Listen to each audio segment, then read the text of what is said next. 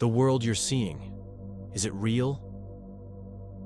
Or is it just a mirror reflecting what you carry within your mind? Since when did you believe that reality is something fixed, and you're merely a latecomer, forced to adapt and endure? But what if reality isn't fixed at all, but a flowing river that bends to the frequency you emit? What if you're not a victim, but a sculptor shaping every fiber of this world, with your beliefs, your emotions, and your conscious presence? Then, life would no longer be a question, but a response to you. Part 1. Awakening to the hidden truth. What if I told you that this reality, the one you see, touch, and believe to be real, is actually just a veil of illusion, woven by your own mind? Would you believe me?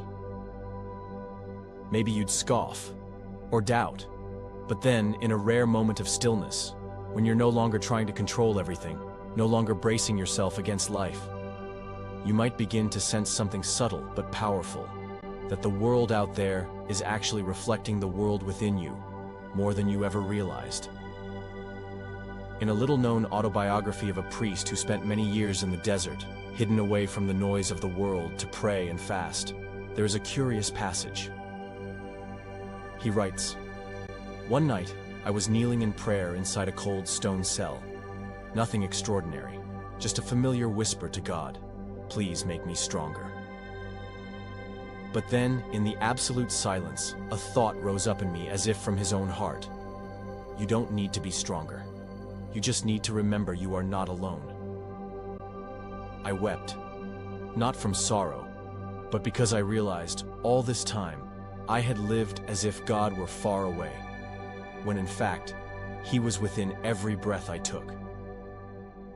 That single sentence, if you pause and truly reflect on it, could dismantle the rigid view of yourself and reality you've carried for so long.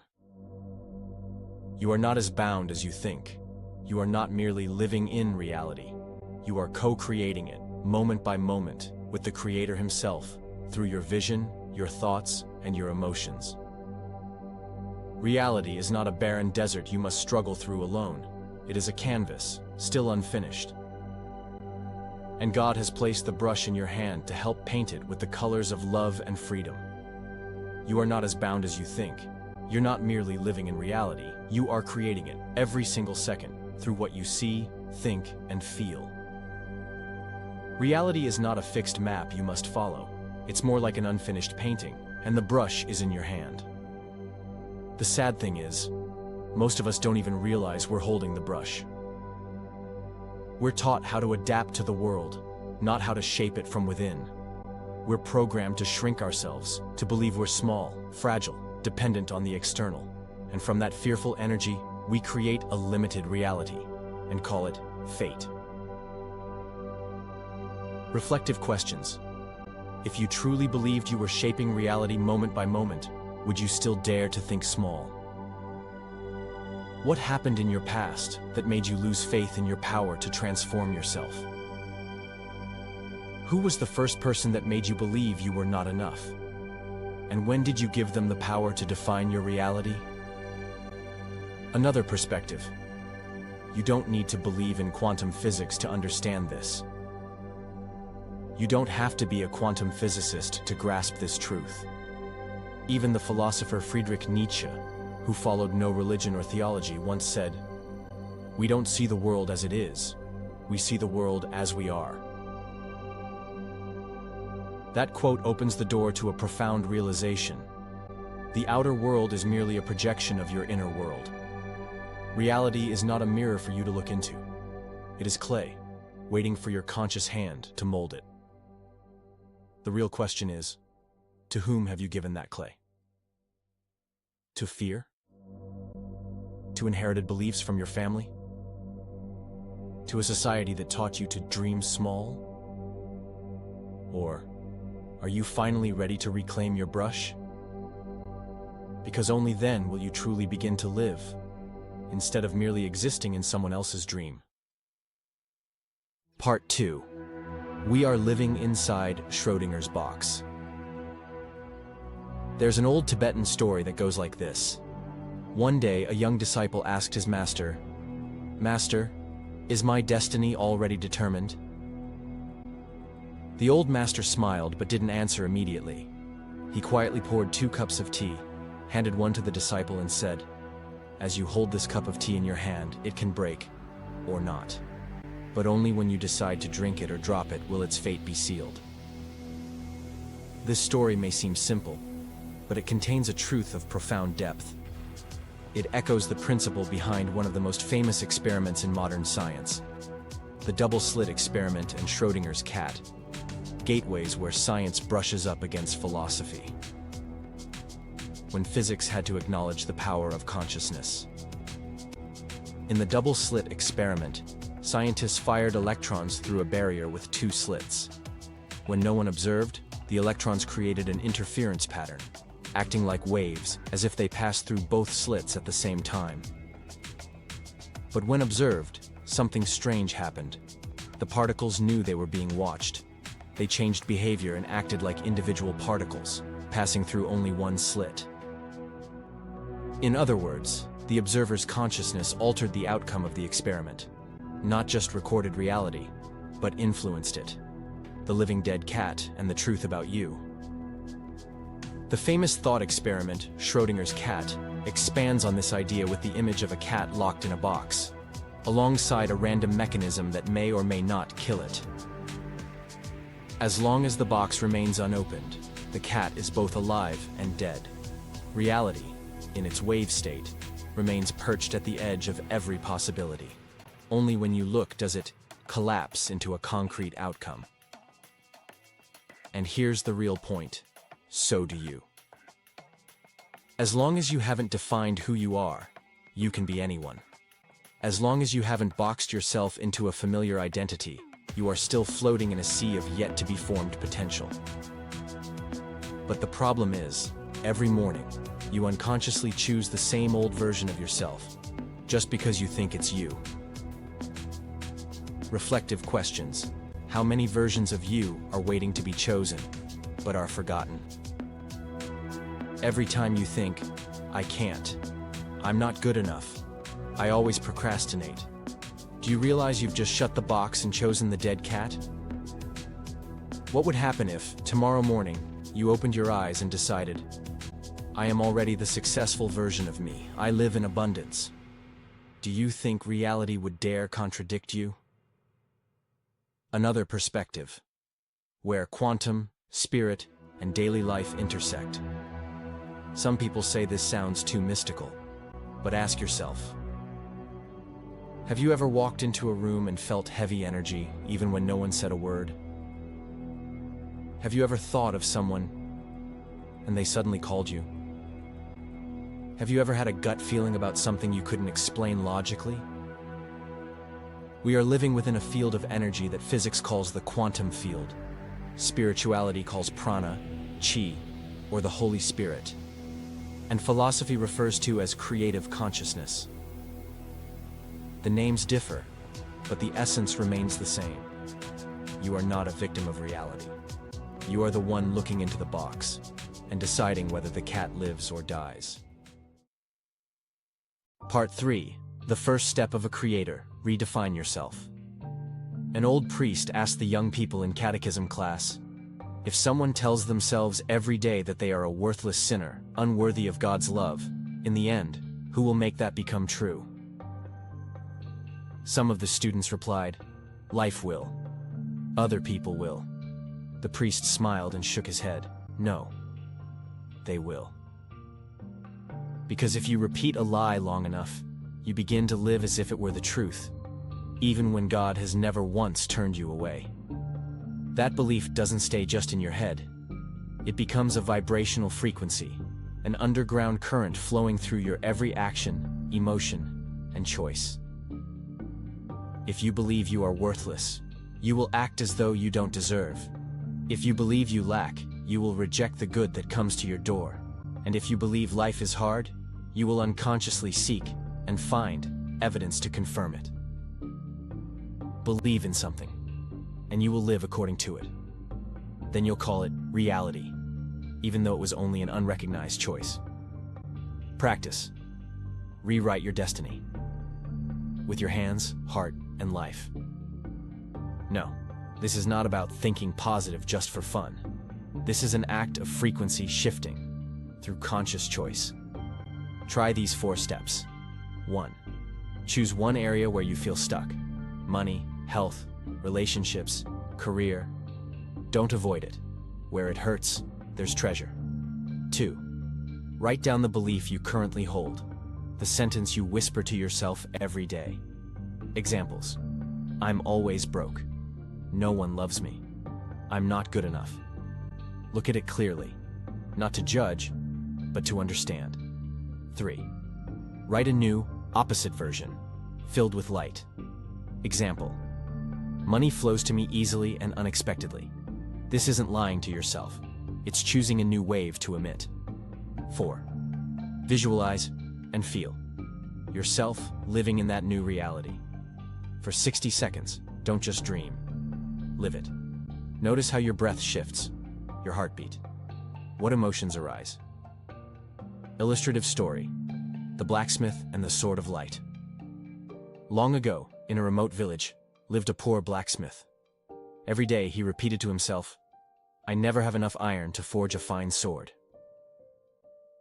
One day, a traveler overheard him and asked, "Have you tried imagining that you do?" The blacksmith laughed, as if the question were ridiculous. But out of curiosity, he began to try. Each night before sleep, he imagined holding a radiant sword forged by his strong hands, customers lining up outside his shop. 3 months later, no one knew why, but villagers began coming to him with orders. One evening, sitting before the fire, watching a sword glow under the flames, he whispered, "I don't know magic, but maybe belief is the first hammer." Reflective questions. Why do you keep reliving a version of life that you don't even love? If you had the right to choose again, right now, would you dare to live fully into that choice? Do you have the courage to imagine yourself no longer as the victim?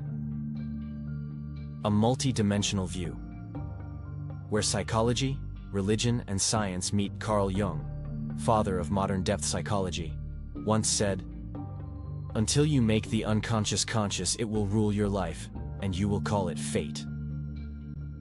Religion says, if you have faith the size of a mustard seed, you can move mountains. Neuroscience says, what you repeat becomes neural pathways, and you become the person who lives in those pathways. Quantum physics concludes, where you focus energy, reality forms. Whether you stand in science, spirit, or philosophy, the truth remains. You are not being forced to live in a reality. You are choosing it with the beliefs you repeat every single day. Part 4. The brain. Not just a thinking tool, but a bridge to the universe. You've probably thought of the brain as the place where thoughts happen, memories are stored, and decisions are made. That's true, but not the full story. Because the brain is not merely a machine for processing information. It is a bridge between you and the universe. A place where every thought you have, every feeling you feel, doesn't just stay in your head. It radiates outward, influencing the reality around you. Quantum science reveals the unexpected. According to physicist Roger Penrose and anesthesiologist Stuart Hameroff, within each neuron of your brain exist microscopic structures called microtubules. It is within these microtubules, they suggest, that quantum computation may occur, a kind of information processing that isn't linear and isn't bound by space or time as ordinary computers are. In other words, your brain isn't just a command center for your body. It's a device that interfaces with the quantum field, where reality is shaped by consciousness. You're not just thinking, you're programming reality. Illustrative story: The Wireless Musician. There once was a blind musician known for bringing entire halls into deep silence whenever he played. Someone once asked him, "How do you know the melody is right when you can't see the keys?" He answered, I don't play with my eyes. I play with sensation. I don't hear with my ears. I hear the vibrations in my mind. His answer moved many, because it revealed this truth. The brain doesn't need sight to connect. It doesn't need touch to feel. It is the center where consciousness meets reality, where waves of thought shape structures of matter. Thoughts don't die in the head. They radiate like waves. Every thought, whether joyful or sad, loving or fearful, is an electromagnetic pulse. They emit frequency. They vibrate. They travel outward. They create waves. And those waves ripple back into your life, affecting your environment, the people around you, and even the situations you encounter. Every time you think, I'm useless, you're not just making a judgment about yourself. You're sending out a signal that shapes reality. You're writing code, and the universe, like a loyal operating system, will execute that command precisely. Reflective questions. If every thought is a wave of energy, what frequency are you broadcasting each day? Your brain, this quantum device, is it running an old program from the past, or is it awake in the present? How many opportunities, relationships, or breakthroughs have passed you by, just because a limiting thought blocked the connection? From Zen Buddhism to neuroscience. Zen Buddhism teaches a powerful phrase: all phenomena arise from the mind. It may sound like a call to moral living, but if understood correctly, it's a law of waves and vibration. Where the mind focuses, a matching form will arise. Today, neuroscience confirms the brain rewires itself according to habitual thought. This is called neuroplasticity. Quantum physics affirms where energy is focused, reality manifests. Summary of this part. Your brain is not just a storage drive. It's a keyboard connected to the universe. Every time you think, you're typing a line of code into reality.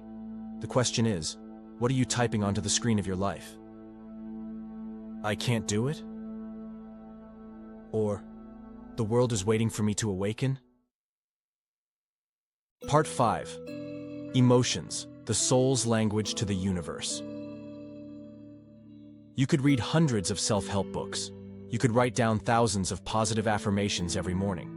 You could say, I love myself, I will succeed, I am worthy, until your voice goes hoarse.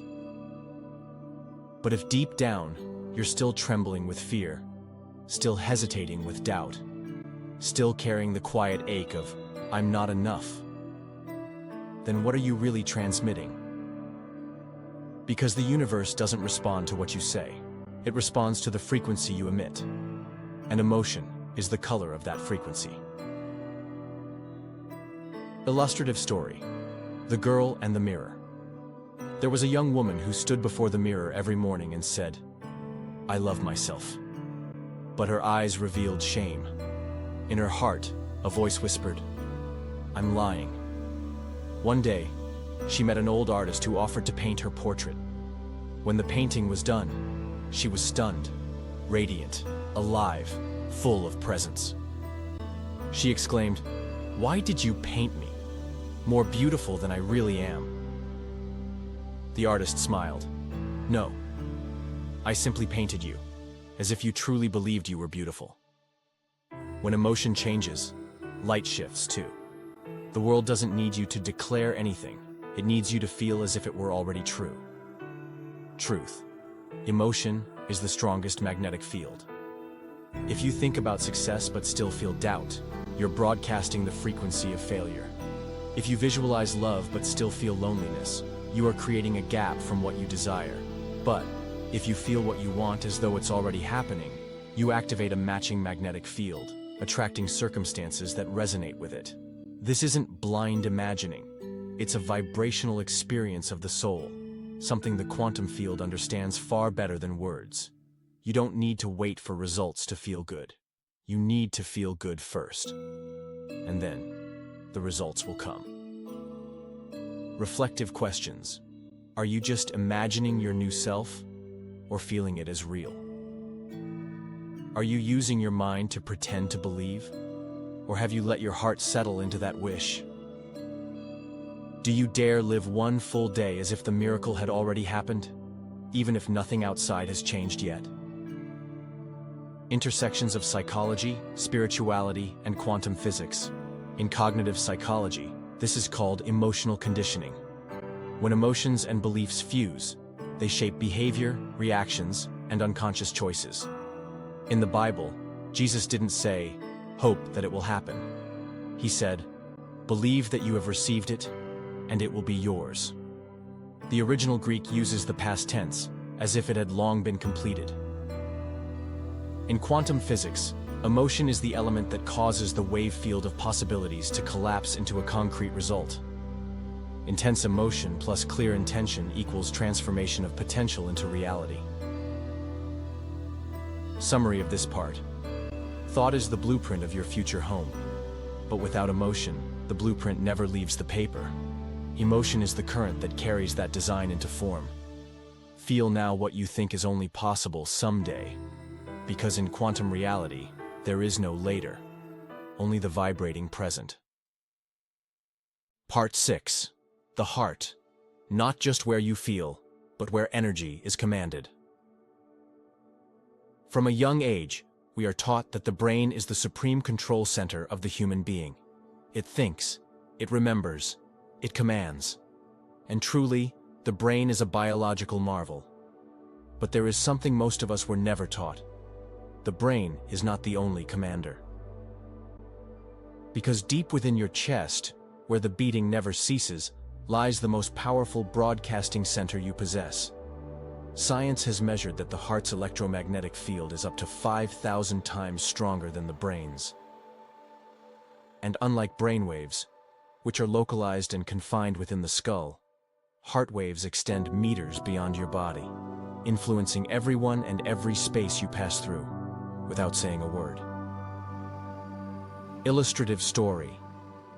Two strangers in an elevator.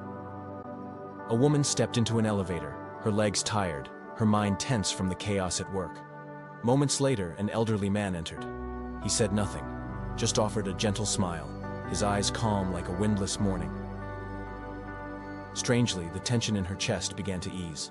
No words, no physical contact, just presence. When he stepped out, she whispered, "Why did it feel like I just passed by?" Light. She didn't know that it wasn't physical light. It was the energy field from his heart, radiating gratitude, serenity, and silent kindness. Heart-brain coherence. When the heart and brain fall into harmony. Many think heart-brain coherence is something abstract, but it has been scientifically demonstrated. The HeartMath Institute, a leading research organization on the connection between emotion and physiology, has shown when you feel deep positive emotions like gratitude, love, or peace, your heartbeat becomes smooth and rhythmic. Your brain waves sync with that rhythm like a gentle melody. Your entire nervous system, immune system, and energy field rise to a state of optimal coherence. In that state, you no longer need to try to attract good things. You become the frequency that good things are drawn to. Reflective questions. Are you living mostly through the head or through the heart? When you say, "I'm fine," does your heart truly believe it? If your emotion is the light shining upon reality, what color are you glowing with each day? Interwoven perspectives. From Taoism and theology to modern science. In Zen Buddhism, there's a saying, "When the heart is still, the world is still." Meaning, when your heart is calm, the outer world reflects that peace. In theology, St. Paul once wrote, "The peace of God, which surpasses all understanding, will guard your hearts and minds." Notably, heart first, then mind. Could that be a divine hint that the heart holds the key to reality? In energy physics, scientists have found that positive emotions not only feel good, but actually alter the electromagnetic field around you, making you a real transmitter that influences the physical world. Summary of this part. Your heart is not just where emotions live. It is the most powerful quantum transmitter you possess. When you learn to sync your heart with your brain, when you live with consistent and authentic emotional states, you enter a level of reality that requires no force or control. Each day, ask yourself, what frequency is my heart vibrating on? That answer, silent but truthful, will determine where the rest of your life is heading. Part 7. When silence speaks, distance cannot block connection. Have you ever thought of someone, and minutes later, they called you? Walked into a room, no one said a word, but immediately sensed something was off? Sat next to a complete stranger and suddenly felt at ease, or uncomfortable, for no clear reason. We often call that intuition or gut feeling, but deeper still, it's energy speaking in the invisible realm. Quantum entanglement, connection beyond space. In quantum physics, this is known as quantum entanglement. When two particles have once been energetically connected, they continue to affect each other, even when separated by hundreds or thousands of miles. A change in one particle is instantly reflected in the other, with no physical signal traveling between them. And humans are no different than those particles. When you've deeply connected with someone, a part of your energy remains within them, and theirs within you. The mind may forget, but energy never disconnects. Illustrative story. Two childhood friends. Two boys grew up together, inseparable. Later, one moved abroad. One day, the friend who stayed home suddenly felt uneasy, heart racing, head spinning, for no reason. He picked up the phone, unsure why, just knowing he needed to call. At that very moment, his friend lay in a hospital bed after a severe accident. They called it a gut feeling, but in truth, it was a bond of energy that had never been broken. That invisible thread wasn't fantasy. It was a vibrational reality, silent but powerful. You are a living radio, always transmitting, always receiving. You don't need to speak to communicate, because you are always broadcasting. Every emotion, peace or anger, tenderness or tension, emits a specific frequency. Others receive it unconsciously. You can say, "I'm fine," with your mouth. But if your heart is trembling, if your eyes look lost, others will hear that anxiety without knowing why. Verbal communication is secondary. Energetic communication is the universe's first language. Reflective questions. What frequency are you unconsciously emitting every day, and who is silently receiving it? Have you ever picked up someone's emotion, but dismissed it, thinking it was just your imagination? If the world is a network of living sensors, are you consciously broadcasting light or unintentionally spreading fog? A shared vision, where ancients and scientists agree. Ancient cultures understood this deeply, long before measuring tools existed. The Chinese called it qi, the life energy connecting all things. The Indians called it prana, the invisible force flowing through everything. The Bible calls it the Holy Spirit, present everywhere, knowing all things. Today, science begins to name it too. Morphic field, the collective field of consciousness, Dr. Rupert Sheldrake, biofield synchronization, alignment of biological energy fields, brain-to-brain coupling, neural resonance between people. They all say the same thing: you are not separate. You are a living node in a vast network, constantly influencing and being influenced. Summary of this part. Every time you choose peace over anger, forgiveness over blame, you don't just change yourself, you reprogram the energetic field of the world. When you are silent but radiate gentleness, that is the most powerful language of all. And when you lash out, even in thought, the space around you dims, just a little. You are not living just for yourself. You are a transmitting point, shaping the world around you by the presence or absence of your inner light. Part 8. The first shock. Working hard doesn't guarantee you'll have it all. A familiar image. A man wakes up at 4 a.m., works 12 hours a day, grinding relentlessly. Year after year, he still lives in struggle, anxious, exhausted. People look at him and say, "You just need to try harder." Meanwhile, another man, unhurried, unstrained. He walks with ease, smiles often, rests plenty, and strangely, opportunities seem to find him. He doesn't work harder than the first, but his results are entirely different. If effort alone created success, then the world's poorest, who work the hardest just to survive, would be billionaires. Truth: the universe doesn't respond to action, it responds to energy. Action is the final result of an inner energy chain. It's not the cause, it's the expression. If you act from fear, from scarcity, from the feeling, "I have to do this to prove my worth," you are sowing seeds of hunger and insecurity. On the other hand, if you act from trust, from the feeling, "I'm sharing something valuable," you are sowing seeds of attraction and expansion. It's not what you do, but who you are when you do it. Illustrative story. Two salesmen. Two people sell the same product. The first makes 100 cold calls a day, but with the mindset, "They're going to reject me." Each call feels heavy, anxious, like an act of endurance. The second makes just 10 calls, but each time, he radiates clarity. "I'm offering value. Those who need it will receive it."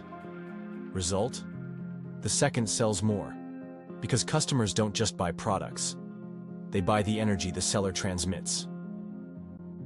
Just like life doesn't reward fatigue, it responds to the vibrational frequency you live in. Luck isn't random. It's energetic resonance. Someone who carries fear of failure often encounters failure-like situations, as if drawn to what they fear. Someone full of gratitude often meets kind people, unexpected opportunities. Someone who emits trust and ease is arranged by the universe to meet the right person at the right time. The issue isn't what you want, it's who you're being and what frequency you're vibrating at. Reflective questions. Are you working out of fear of lack, or from a desire to share abundance? If every outcome is a reflection of energy, what are you planting each day? Do you dare to live as if the miracle has already happened, even if your eyes can't see it yet? Interwoven perspective. From economics to spirituality.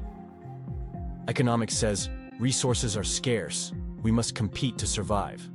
Spirituality says, you are one with the infinite source. When you believe, you receive. So what's the truth? Maybe the real question isn't, who's right? But rather, which belief system do I choose to live by? Sainte Thérèse of Lisieux once said, "I do no great things. I only believe that small things, when done with great love, can transform the world." And perhaps love is the highest form of energy a human being can emit. Practice. Reprogram your core frequency. Each morning, 1. Close your eyes and take 3 deep breaths. 2. Visualize the highest version of yourself, the one who is already living your deepest desire. 3. Feel it. How do they walk? What do they say? What emotion do they radiate? 4. Be them. Right now. Even just for 3 minutes. 5. Carry that frequency with you through the day. You're not doing this to pretend. You're shifting from I want to I am. And that is when reality begins to bend in your favor. Summary of this part. Success is not the prize for the one who works the hardest. It is the natural outcome for the one who lives in alignment with the frequency of what they desire. When you shift your core frequency within, the outer world, whether it wants to or not, will shift around you. Full. Part 9. The body. The temple where energy dwells. Ancient Greek philosopher Plotinus once said, "The body is not the prison of the soul. It is the instrument the soul must learn to play."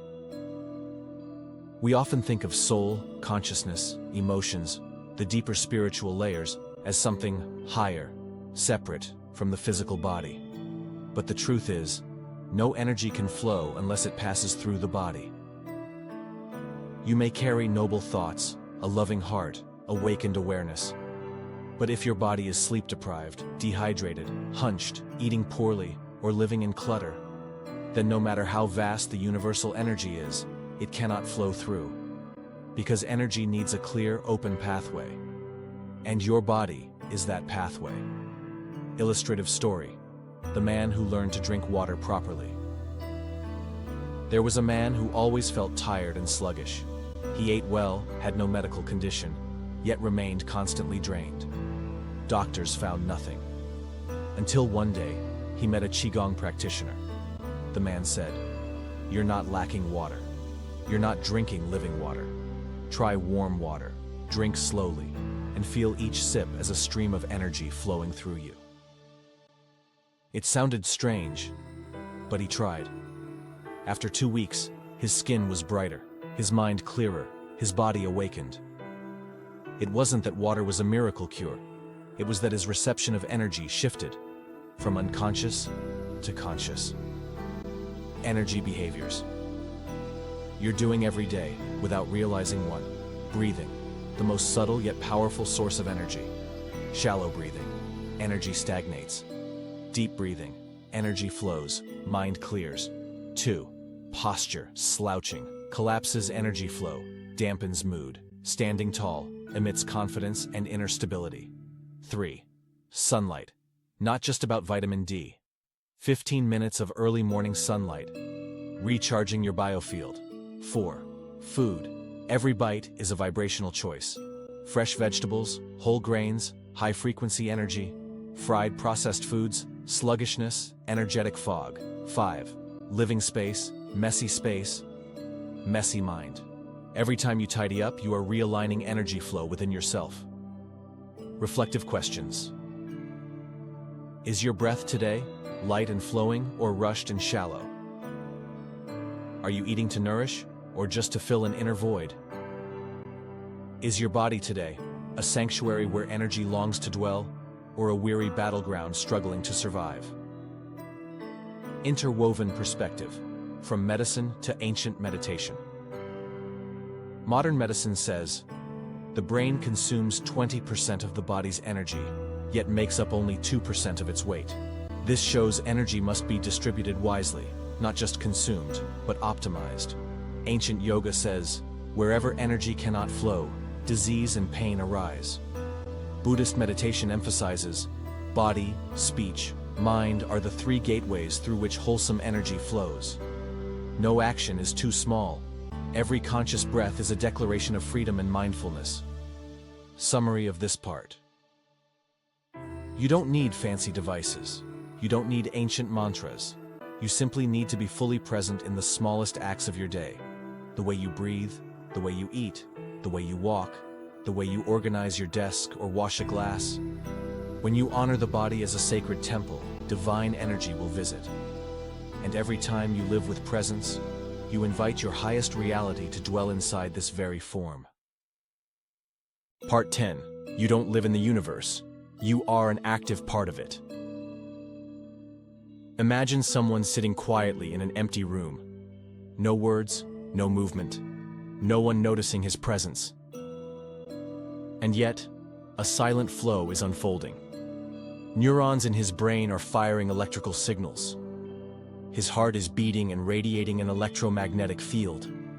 His body is vibrating on a microscopic level, like a gently tightened string humming in stillness. Those signals don't stay locked inside him. They ripple outward into the surrounding space, merging with the air, influencing anyone who enters the same field. Thoughts don't reside in the head. Emotions are not locked in the chest. They are real waves of energy, connecting, influencing, and reshaping the world around you, moment by moment. Illustrative story: the man who prayed in silence. One night, in a silent monastery, an old monk knelt in prayer. He said no words. He didn't recite scriptures. He simply sat, still, fully present. A young novice walked by, puzzled, and asked, "Father, what are you praying for?" The old man smiled. I'm not asking for anything. I'm simply letting the light within me shine outward. Anyone who passes by will feel it. No words needed. At that same moment, outside the monastery gate, a stranger paused. He didn't know why, but he stopped. He stood still, and suddenly, he wept. It wasn't random. It was an invisible energy field touching another, awakening something deep within. Modern science steps into the sacred realm. Dr. Joe Dispenza. Thoughts can rewire the nervous system. The brain is not fixed, but responds to inner experience. Dr. Bruce Lipton. Beliefs can alter gene expression. Your body isn't preset. It listens to your deepest emotions. Dr. Rupert Sheldrake. Individual consciousness can influence the collective through the morphic field. Dr. Amit Goswami. Consciousness is not a byproduct of matter. It is the origin of all matter. You're not merely living inside the universe. You are an active, creative part of it. And every vibration you emit is reshaping the reality around you. Reflective questions. Are you living as a creator, or as someone programmed from the outside? If one emotional shift can change your heartbeat, alter your electromagnetic field, impact another person, would you still treat emotions carelessly? How much of your current life is a result of energy you unconsciously emitted in the past? Interwoven wisdom. From ancient masters to modern scientists, Confucius once said, "Stillness brings clarity. Clarity brings alignment. Alignment brings peace." It may sound like a moral teaching, but it's actually a description of inner energy synchronization, from turbulence to harmony. Jesus, before healing or performing miracles, always withdrew to a quiet place to pray. Perhaps miracles are not violations of natural law, but the true operation of nature's deepest essence, where consciousness is the root, not the result. Reality is water. Consciousness is the hand that shapes it. A glass falls and shatters. Person A says, "I'm so unlucky." Person B says, "An invitation to let go of the old." The broken glass is the event. The meaning is what you assign. And in the way you perceive, in the words you choose, energy is directed. From there, reality bends in that direction. You are the storyteller of your own life. And every word you speak is a frequency, carving itself into the universe. Summary of this part. Modern science is only now proving what ancient sages have lived for millennia. The outer world is not separate from you. It reflects you. It responds to you. It takes shape based on the frequency you emit. When you understand this, you will stop waiting for miracles to arrive from outside. You will become the one who makes them happen, not by force, but by living in alignment with the light within. Part 11. When hands speak and energy listens. Try this right now. Bring your palms close together, about 15 centimeters apart. Close your eyes and take 3 deep breaths. Now gently move your hands toward and away from each other, slowly, as if caressing an invisible sphere. What do you feel? A bit of warmth, a tingle, a pulse of electricity, a magnetic push? That's not imagination. That's real energy, present between your hands, just waiting for you to notice. We often think of hands as tools, to type, to cook, to open doors. But few realize, hands are also portals of energy. They don't just transmit force, they transmit intention, not just physical contact, but emotion, belief, and vibration. Illustrative story. The Silent Potter. In a quiet village in Japan lived a famous ceramic artist. What made him special? He never spoke while shaping clay. When asked why, he replied, "I let energy enter the clay through my hands. Words would only interrupt my focus." Indeed, every piece he made, when touched, felt warm. Not from temperature, but from a certain spirit radiating from within. He didn't use technology, no modern techniques. He used awareness plus hands plus full presence. And as a result, energy took form. Simple, yet profound energy practices. 1. Feel energy between your hands. Do the energy ball exercise 2 to 3 minutes daily. Visualize a sphere of light, warm, alive, elastic, between your palms. Over time, notice shifts in mood, emotions, even sleep quality. 2. Channel energy through intention and imagery. When you have a headache, imagine light flowing from your hands to your forehead, like warm water soothing your skin. In tense environments, visualize light from your heart or palms spreading like a soft mist around the space. 3. Infuse daily actions with energy. While cooking, imagine your hands blessing the food. While writing, painting, or typing, be aware that you're channeling soul energy, not just doing a task. 4. Self-healing with your hands. When tired, place your hands on your chest. Visualize warm light spreading throughout your body. When needing clarity, place your hands on your forehead. Breathe deeply. Infuse a clear intention. I am alert, clear, and present. Reflective questions. Have you ever used your hands not just to do, but to send a living intention? Do you believe that every gesture can become a ritual of energy, if you are fully present in it? Do you still see energy as something mystical and distant, or are you ready to receive it as a natural language of your body? Interwoven wisdom, folk spirituality, modern physics, and artistic practice. Grandmothers blowing softly on a child's wound, not superstition. That's energy transfer through love. Samurai touching their sword and breathing deeply before battle. That's consciousness entering an object, turning it into a living weapon. Master artists saying, I don't paint with my hands, I paint with energy. The brush is just a channel.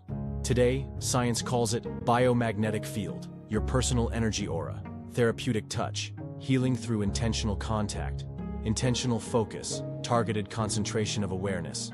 But our ancestors practiced these truths for thousands of years, without a single measuring device. Summary of this part. Your hands are not just tools to grasp. They are subtle broadcasting devices of the soul. Every action, when lit by breath, imagery, emotion, and clear intention, becomes more than a task. It becomes an energy ritual connecting you to yourself and the universe. You don't need supernatural powers. You only need to return to the primordial capacity within you. Long forgotten, but never lost. Part 12. Reality is not fixed. It's a river you can bend. We grow up with a firm idea that the world is something already built. Houses, streets, laws, people, fate. Everything seems pre-framed. We're merely cast onto a stage to play supporting roles in a script already written. But quantum physics disagrees. It doesn't say that reality is a finished building. It says, reality is a river. It only takes shape when you step into it. You're not drifting helplessly through life.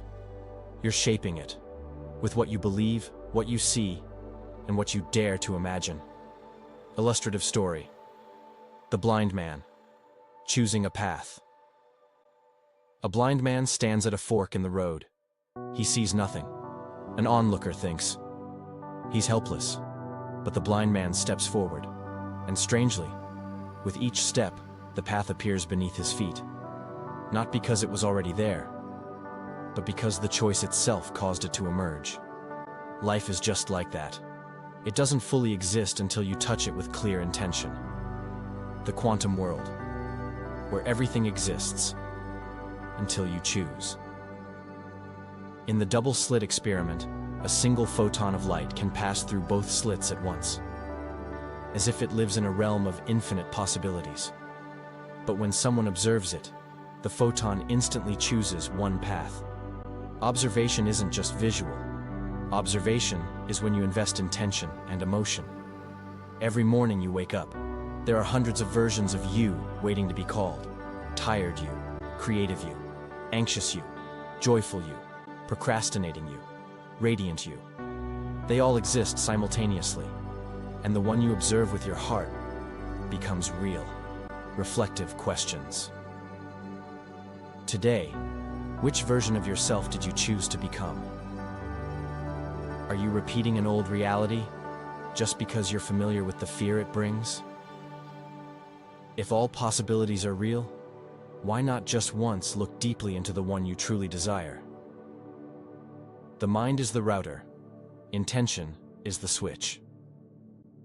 Imagine you're floating in a quantum ocean, where millions of possibilities surround you. You can't pull all of them in at once, but if you focus on one image, with clear emotion and steady belief, you begin to solidify it, make it clearer, draw it closer. Focus equals sharpens the image. Doubt equals blurs everything. The universe doesn't reward those who are most deserving. It responds to those who emit the frequency that matches their desire. A unified perspective, science, mysticism, and faith. Zen Buddhism says, when the mind is still, the world is still. Jesus said to the woman who was healed, "Your faith has made you well." Not her actions, but a belief deep enough to make a possibility real. Quantum physics says, the wave collapses into a particle when observed by consciousness. Meaning, consciousness is the creator, not the byproduct. Practice. Live in the reality you choose. 1. Each morning, visualize the version of life you want, not just with images, but with real sensations. 2. Send a clear intention. Today, I live in the frequency of peace, creativity, or gratitude. 3. Throughout the day, whenever you drift, come back through breath, visualization, and belief. You don't need to find a different world. You just need to sync yourself with the version of the world you want. Summary of this part. Reality is not fixed. It doesn't arrive first for you to react to. It appears according to the frequency you emit. You're not a victim. You're the one writing the script. So today, which version of yourself will you choose? Part 13, when you stop chasing miracles and become one. A true miracle doesn't happen when you achieve something massive. It happens when you stop asking, when will my life change? And start asking, what am I broadcasting, that life reflects this way? That's the moment you step out of the victim role. You stop waiting for something to happen. You start living as the one who causes it to happen. You're no longer dust blown by the wind. You are the one steering the quantum current, through seemingly small actions. A conscious breath, a chosen emotion, a clear intention, a step walked in inner light. Illustrative story. The man who changed the air. A man was invited to teach a classroom known for chaos, unruly students, helpless teachers. He brought no lesson plan, no strict discipline strategies. Before entering the room, he stood at the door for a few quiet minutes, breathing slowly, visualizing himself as an embodiment of calm, strength, and deep listening. He walked in, without saying a word. The children were noisy, wild, but slowly fell silent.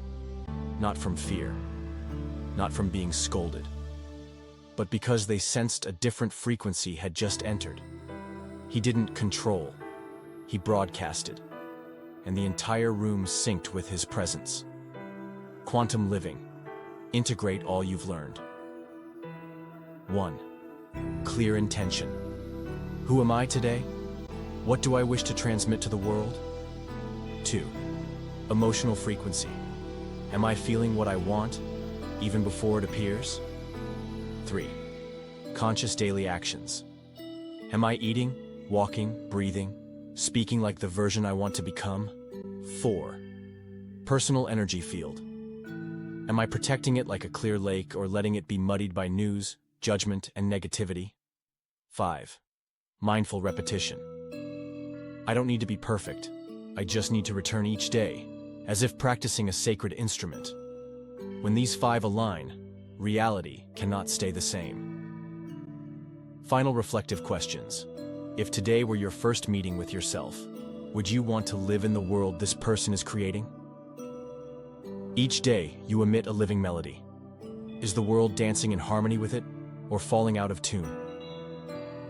Are you ready, not just to exist, but to generate life? Widened perspective. Miracles begin from the simple.